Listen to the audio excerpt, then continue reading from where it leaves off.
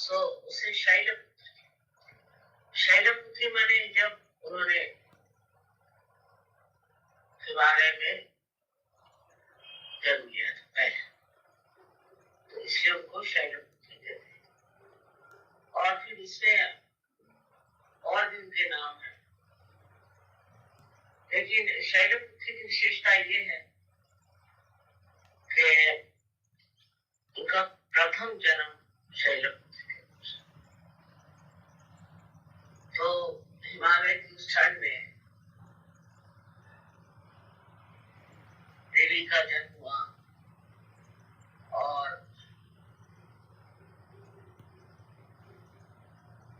जो कुछ भी उन्हें करना था वो वही सीमित था शैलपुत्री।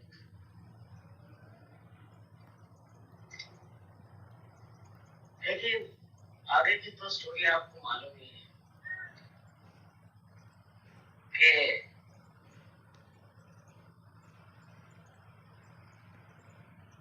दक्ष ने जो हवन बनाया था उसमें उन्होंने शिव जी को आमंत्रण नहीं दिया, ये शिव जी की पत्नी। तो फिर देवी ने उनको सती कर दिया, सती उन्होंने जा करके हवन कुंड में अग्नि में अपने आप। तो शिव जी आए और उनके शरीर को उठा के और निकले, तो वो अनेक जगह उनके शरीर के टुकड़े दिखे। और उस जगह हम लोग मानते हैं कि देवी की शक्ति है, जैसे विंध्याचल में है हर जगह, तो उनकी शक्ति वहां विचरण करती है, ऐसा कहते हैं।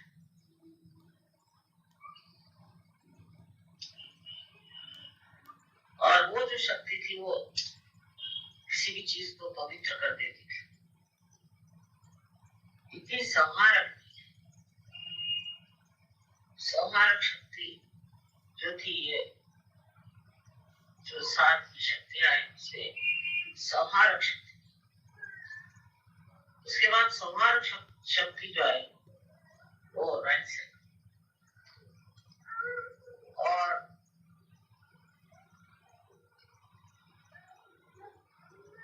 जैसे राइट साइड में है सावित्री, गायत्री आदि राइट साइड। पर संहारक शक्ति का जो प्रादुर्भाव है, मतलब एक दिशा लेफ्ट में नहीं, एक दिशा राइट। और जो संहारक शक्ति है वो सेंटर। तो उसमें आप देखते हैं कि देवी के अनेक हाथ चक्र, जैसे दुर्गा है और भी उनके जिसने उन्हें संहार किया, वो हृदय पे विराजमान, हृदय चक्र में, हमारे हृदय चक्र में विराज थे। तो इस हृदय चक्र की एक शक्ति तो यह है कि अगर कोई आपको परेशान करे या आप पे आघात करे, ये आपको दुविधा में डाले, तो वो जो शक्ति है हृदय में, वो आपका प्रोटेक्शन करेगी और जो आपको सताएगा उसका संहार। तो वहां पर सबसे जो शक्ति का क्या करना चाहिए, प्रभाव है या सबसे ज्यादा इफेक्टिवनेस है उसकी, इसका असर है, वो है कुंडलिनी का वहां। जब कुंडलिनी हृदय चक्र पे आती है, क्योंकि कुंडलिनी जगदम्बा अम्बा, तो जब वो आती है तब उसकी शक्ति और बढ़ जाती है। तो जब मनुष्य सहयोग को प्राप्त होता है और कुंडलिनी के जागरण से उसके हृदय में स्थित होती है शक्ति, तो वो पूरी तरह से आपको संभालती है, आपका रक्षण करते हैं पूरी तरह।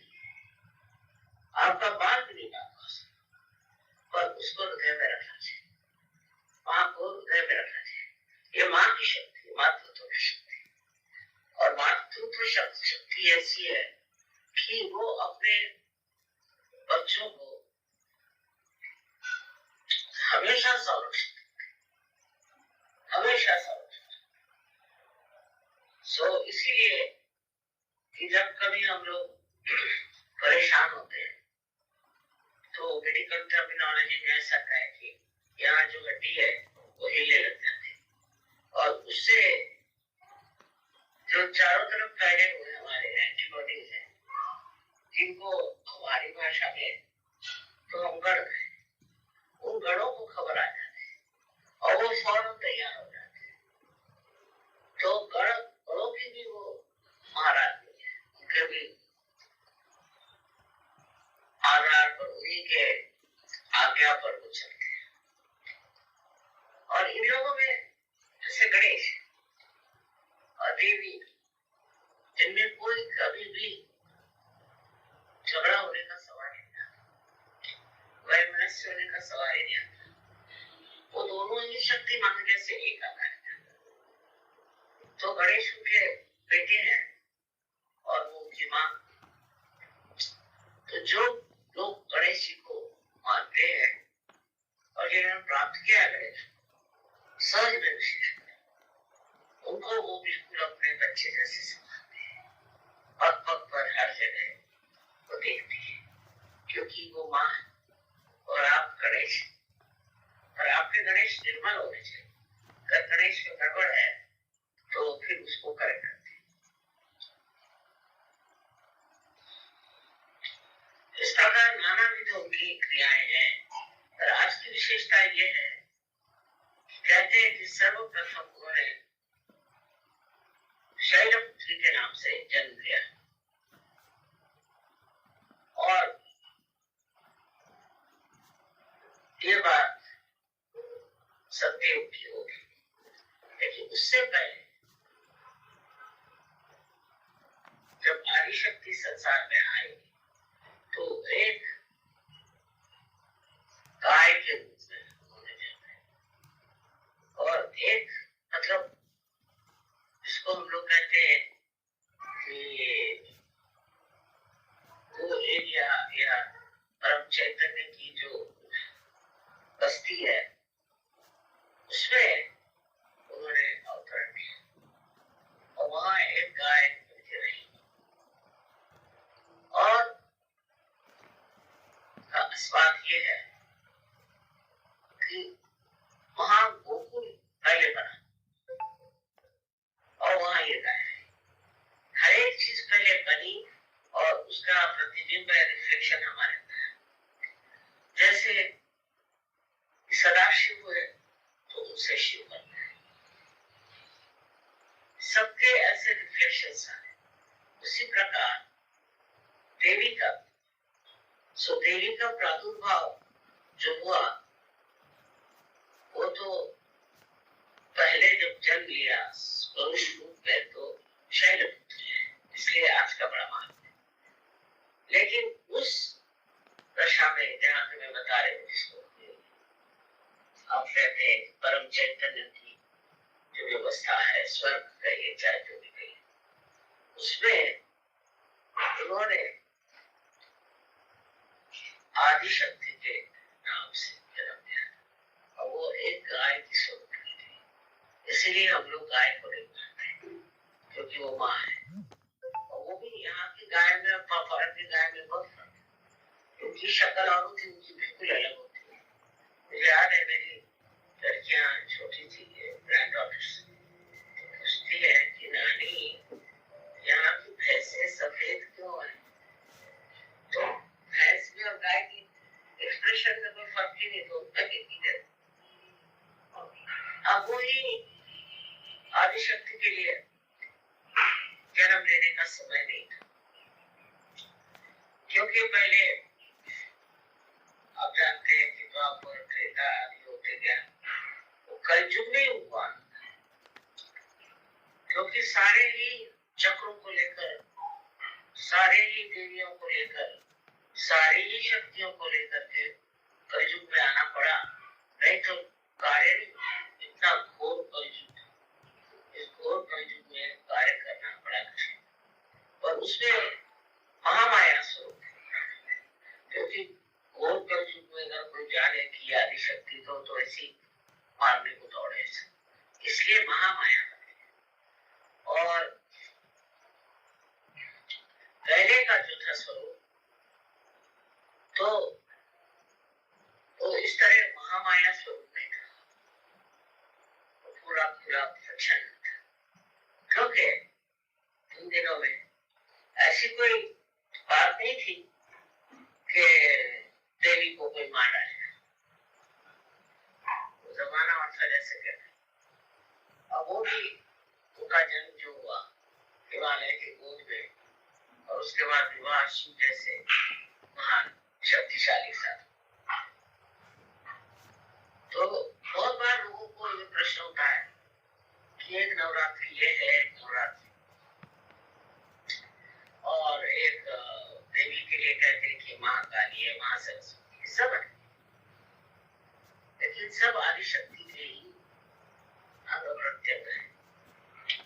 और इनका जो प्रादुर्भाव हुआ वो भी ऐसे टाइम में हुआ कि जिस कार्य को करना था, जैसे आपके पेरठ में शाकंभरी देवी का प्रादुर्भाव हुआ, उनमें ये शक्ति थी कि वो उपज को बढ़ाती थी।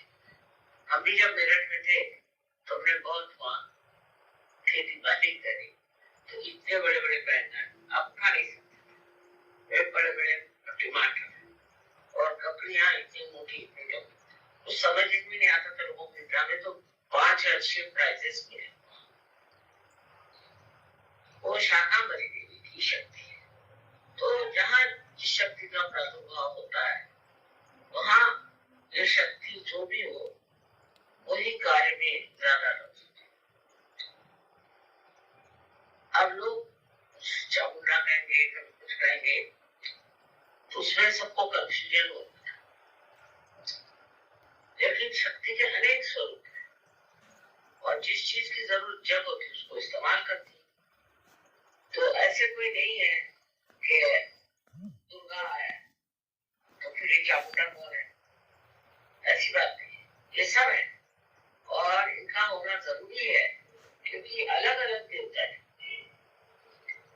इस प्रकार कार्य करते हैं।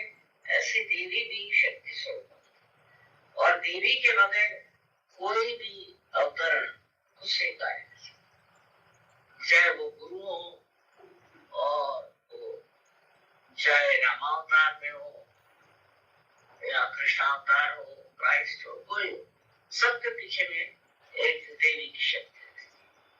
इसलिए हमारे देश में माँ को इतना मानते हैं। एक्चुअली ऐसा कहना चाहिए कि भारतीय जो है शक्ति पुजारी, बाकी ऐसी चीजें पर चली, ये हुआ झगड़े करते हैं, पर वास्तविक सब लोग शक्ति पुजारी। जो विष्णु को मानते हैं वो भी शक्ति पुजारी, जो शिव को मानते हैं वो भी शक्ति पुजारी, क्योंकि माँ को तो कोई नहीं बांट सकता। तो ये ऐसी बड़ी भारी संस्था माँ की अपने देश में है, और उसके लिए हमें बड़ा आदर करना चाहिए। शक्ति के बारे में बहुत कुछ लिखा और बताया है, और वो शक्ति का वर्णन उन्होंने अपने गद्य में नहीं कर पाए, उसे उन्होंने पद्य में, और उस पर भी इसके बहुत से अर्थ भी जाने। लेकिन एक बात शायद हम लोग नहीं जानते, हर मनुष्य के अंदर ये सारी शक्तियां इच्छावस्था में है, और ये सारी शक्तियां मनुष्य अपने अंदर जागरूक करते हैं। ये इच्छावस्था की जो शक्तियां हैं उनका ही उनका कोई अनुमान कोई दे सके, क्योंकि ऐसे ही 35 कोटि तो देवता आपके अंदर विराज। उसके अलावा न जाने कितनी शक्तियां को चला रहे, लेकिन इतना हम लोग समझ सकते हैं कि जो हमने आज आत्म साक्षात्कार को प्राप्त किया है, तो उसमें जरूर कोई न कोई शक्तियों का कार्य हुआ। उस कार्य के बगैर आप आत्म साक्षात्कार को नहीं प्राप्त कर सकते। ये आत्म साक्षात्कार को प्राप्त करते वक्त हम लोग सोचते हैं सहज नहीं हो गया, पर सहज में दो अर्थ, एक तो सहज का अर्थ ये भी है कि आसानी से हो गया, सरलता से हो गया, और दूसरा अर्थ ये होता है कि जिस तरह से जीवंत क्रिया अपने आप प्रतीत हो जाती है, उसी प्रकार आपने आत्म साक्षात्कार को प्राप्त किया। लेकिन ये जीवंत क्रिया जो है, इसके बारे में अगर आप सोचने लग जाएं तो आपकी बुद्धि चिंतित हो जाएगी। समझ लीजिए ये आपने एक पेड़ देखा है, इस पेड़ की ओर आप नजर करिए तो आप ये सोचेंगे कि भाई ये फलाना पेड़ है, लेकिन इस पेड़ को इसी रूप में ऐसा ही इतना ही ऊंचाई पर लाने वाली कौन सी शक्ति? किस शक्ति ने इसको यहाँ पर इस तरह से बनाया है कि जो वो अपनी सीमा में रह करके और अपने स्वरूप रूप उसी के साथ चलता है।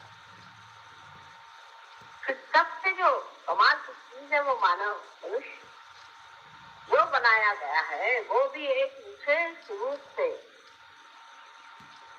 एक विशेष विचार से बनाया गया है। और वो मनुष्य का जो भविष्य है वो उसे प्राप्त हो सकता है, उसको मिल सकता है, पर उसकी पहली सीढ़ी है आत्म साक्षात्कार। जैसे कि कोई दीप जलाना हो तो सबसे पहले है कि उसके अंदर ज्योति आनी पड़ती है। उसी प्रकार एक बार आपके अंदर ज्योति जागरूक हो गई तो आप उसको फिर से प्रज्वलित कर सकते या उसको आप बढ़ा सकते, पर प्रथम कार्य है कि ज्योति प्रज्वलित हो, और उसके लिए आत्म साक्षात्कार नितांत आवश्यक है।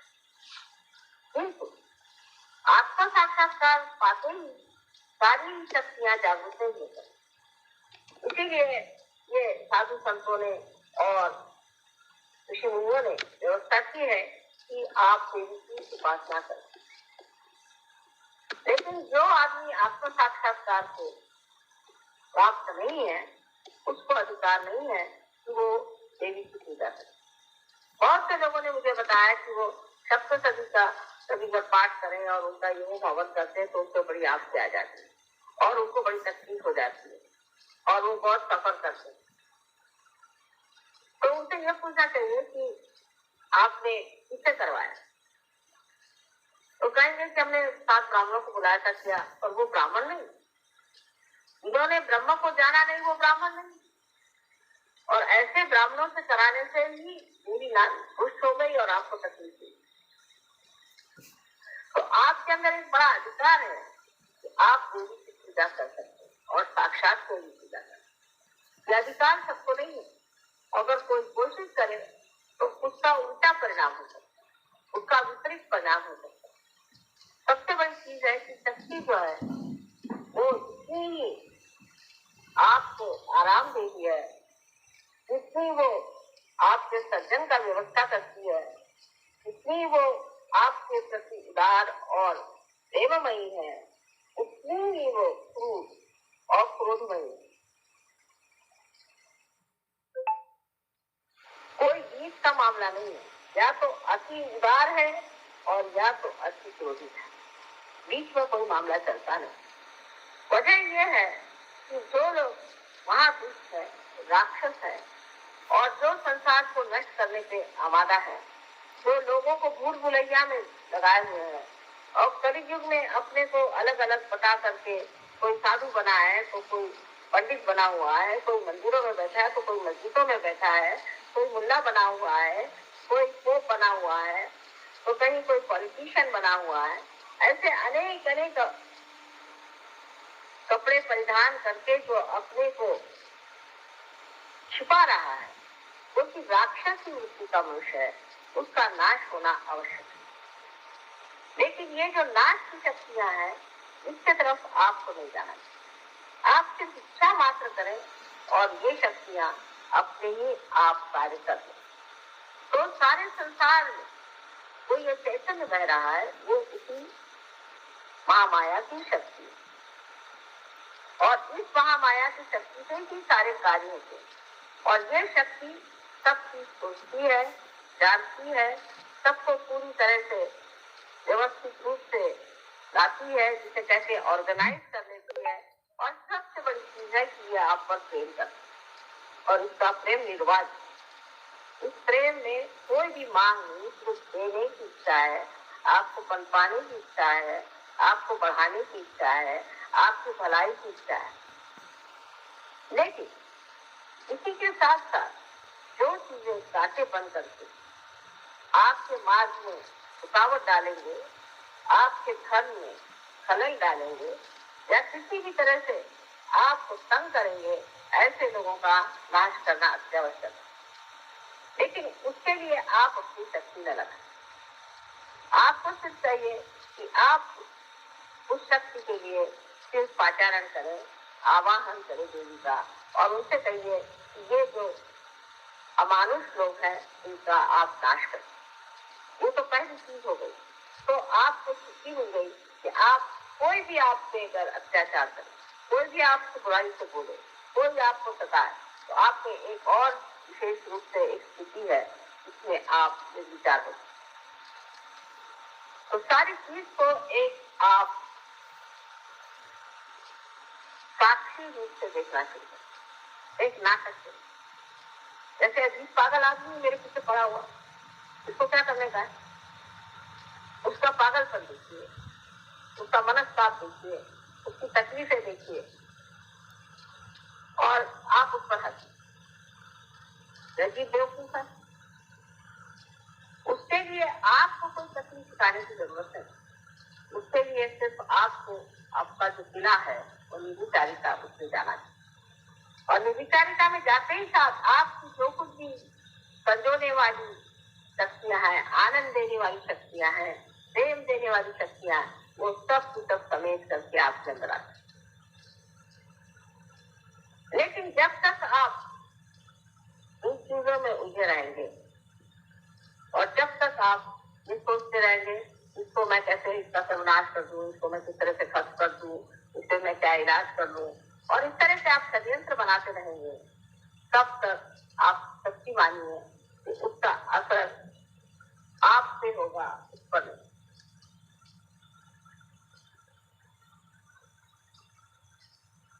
रामदास स्वामी ने कहा है कि अल्पधारित पाए, माने आपका थोड़ा सा जो धीरज है उसको परमात्मा दे। लेकिन आपके अंदर इतनी ज्यादा शक्तियां हैं, इतनी ज्यादा शक्तियां हैं कि उनको पहले आपको पूरी तरह से प्रफुल्लित करना चाहिए, उसको जगाना चाहिए, उनको जानना चाहिए, अपने प्रति एक तरह का बड़ा आदर रखना चाहिए। अब ये शक्तियां नष्ट होती हैं, स्वयोगियों में भी जागती है फिर नष्ट हो जाती है, जागती है फिर नष्ट हो जाती है। उसकी क्या वजह? एक बात जगी हुई शक्ति क्यों नष्ट हुई? जैसे कि एक मनुष्य में आसक्ति है कि वो बड़ा भारी कला में निपुण हो गया, स्वयोग में आने से बहुत से लोग कला में निपुण हो गए, कला के बारे में जान गए, उनमें एक तरह की बड़ी चेतना आ गई, उनका सृजन बहुत बढ़ गया। लोग देख के कहते कि वाह, एक कलाकार ऐसा है कि समझ नहीं आता, पर फिर वो उसी कला में उलझ जाता है, फिर उसकी शोहरत हो गई, नाम हो गया, उसी में उलझ के जाता है। जब वो उलझ जाता है इस चीज में, तब फिर उसकी शक्तियां नष्ट हो जाती है, क्योंकि उसकी शक्तियां भी उसमें उलझ जाती है। जैसे कि मैंने पहले भी बताया था, किसी पेड़ के अंदर बहता हुआ उसका जो प्राण रस है, वो हर चीज में, हर पत्ते में, हर डाली पर, हर स्कूल में, हर शहर में धूमधाम करके वापस लौटा। उसी प्रकार जो भी आपके अंदर शक्तियां आज प्रवाहित हैं और जिन शक्तियों के कारण आप आज कार्यान्वित हैं, ये सारी चीजें आपको जानना चाहिए कि इस शक्ति का ही प्रादुर्भाव है और उसमें आपको उलझने की जरूरत है। आप उसमें एक निमित्त मात्र हैं और जब आप ये समझ जाएंगे कि हम निमित्त मात्र हैं, तो ये आपकी शक्तियां कभी भी दुर्बल नहीं होंगी और कभी भी नष्ट नहीं होंगी। इसी प्रकार अनेक बार मैंने देखा है कि सहयोगियों का चित्त जो है वो ऐसी चीजों में उलझते जाता है। कोई चीज से भी वो बड़प्पन में आ जाए, कोई भी चीज से उन्होंने बहुत प्रगति पा ली। आप जानते हैं कि बहुत से स्टूडेंट जो कि क्लास में कुछ नहीं कर पाते थे, फर्स्ट क्लास में आने लग गए, सब कुछ बहुत अच्छा हो गया, तो फिर वो कल सोचने लग जाए कि वाह हम तो कितने बड़े हो गए। जैसे ही ये सोचना शुरू हो गया वैसे ही ये शक्तियां आपको खत्म हो और जीती जाए। अब सोचना ये है कि हमें क्या करना। बस समझ लीजिए किसी आदमी का एकदम बिजनेस बढ़ गया या उसको खूब रुपया मिलने लग गया या उसके पास कोई विशेष चीज आ गई, तो उसे क्या करना चाहिए? उसे पूरी समय सतर्क रहना चाहिए और यही कहना चाहिए कि मान लिया आप ही कर रहे हैं, हम खुश हो जाए, आप ही की शक्ति कार्यान्वित है, हम खुश हो जाए। बहुत जरूरी कि आप सतर्क रहें, क्योंकि उसके बाद जब आपकी शक्तियां खत्म हो जाएंगी तो आप खुद ही कहेंगे कि माँ शक्ति टूट गई, सब खत्म हो गया। ये कैसे? जो शक्ति कार्य कर रही है उसको कार्यान्वित होने।